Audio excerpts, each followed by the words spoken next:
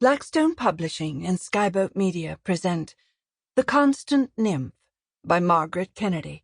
This book is read by Gabrielle de Cuir. Chapter 1. At the time of his death, the name of Albert Sanger was barely known to the musical public of Great Britain. Among the very few who had heard of him, there were even some who called him Sange, in the French manner, being disinclined to suppose that great men are occasionally born in Hammersmith. That, however, is where he was born, of lower middle-class parents, in the latter half of the 19th century. The whole world knew of it as soon as he was dead and buried.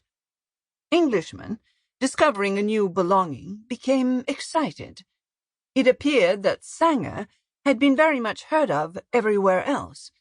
His claims to immortality were canvassed eagerly by people who hoped soon to have an opportunity of hearing his work. His idiom, which was demonstrably neither Latin nor Gothic, nor yet Slav, was discovered to be Anglo-Saxon. Obituary columns talked of the gay simplicity of his rhythms, an unmistakably national feature which, they declared, took one back to Chaucer. They lamented that yet another prophet had passed without honour in his own country. But for this, the British public was not entirely to blame. Few people can sincerely admire a piece of music which they have not heard. During Sanger's lifetime, his work was never performed in England. It was partly his own fault, since he composed nothing but operas, and these on a particularly grandiose scale. Their production was a risky enterprise, under the most promising conditions, and in England the conditions attending the production of an opera are never promising. The press suggested that other British composers had been heard in London repeatedly, while Sanger languished in a little limbo of neglect. This was not quite the case. The limbo has never been as little as that.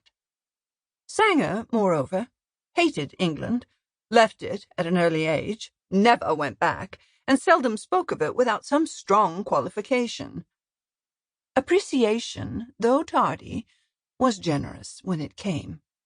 A special effort was made, about a year after Sanger's death, and the Nine Muses, an enterprising repertory theatre south of the river, undertook the production of Prester John, the shortest and simplest of the operas.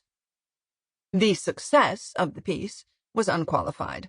All the intelligentsia, and some others, flocked to hear. Sample complete. Ready to continue?